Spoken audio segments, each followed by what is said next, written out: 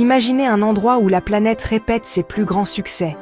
Inondations, sécheresse, floraison, explosion, en boucle. C'est le Pantanal.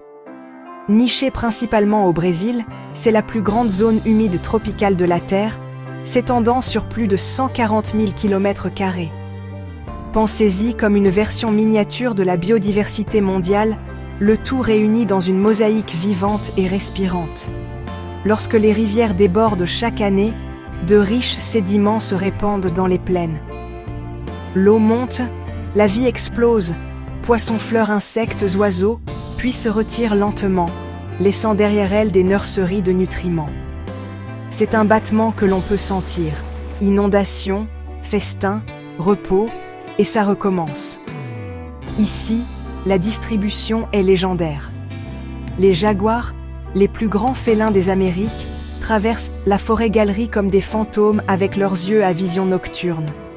Les caïmans glissent dans l'eau, leur puissante queue les dirigeant comme des avirons vivants. Les capybaras, les plus grands rongeurs du monde, broutent, somnolent, puis disparaissent sous l'eau pendant 5 minutes maximum lorsque le danger se rapproche trop. Au-dessus, les aras-hyacinthes scintillent d'un bleu saphir contre le ciel, l'un des oiseaux les plus rares et les plus frappants de la planète. Chaque rôle compte. Les jaguars maintiennent les populations de proies sous contrôle, ajustant l'équilibre du réseau trophique. Les caïmans aident à disperser les graines et à recycler les nutriments. Les capybaras aident à disperser les graines et à recycler les nutriments, transformant les plantes d'hier en forêts de demain. La plaine inondable elle-même est le régisseur, cadençant le spectacle avec des saisons humides et sèches qui mettent tout en mouvement. Mais ce chef-d'œuvre est sous pression. La déforestation et l'expansion de l'agriculture découpent le paysage en morceaux.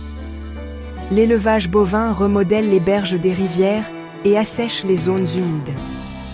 Le changement climatique brouille le scénario, modifiant le rythme des inondations et des sécheresses dont dépendent tant d'espèces.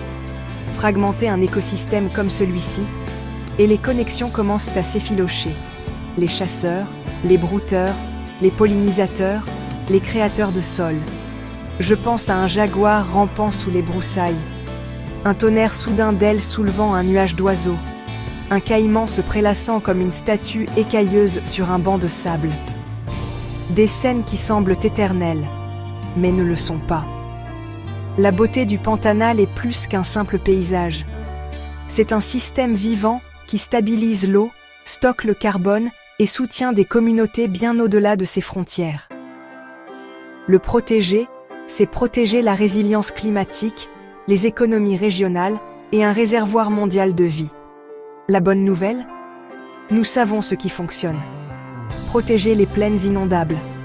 Préserver les corridors pour que la faune puisse se déplacer.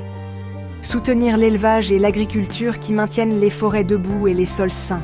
Financer la conservation locale et la science qui écoute le calendrier de l'eau au lieu de le combattre. Si le Pantanal est une miniature de la biodiversité terrestre, le sauver est un test que nous ne pouvons pas nous permettre d'échouer. Parce que lorsque cette zone humide respire, la planète respire un peu plus facilement aussi. Que pensez-vous de la protection d'endroits comme le Pantanal ? Laissez vos réflexions dans les commentaires, je les lis. Et si vous aimez les merveilles sauvages de notre monde, abonnez-vous. Il y a tant à explorer, et le meilleur moment pour s'en soucier est toujours maintenant.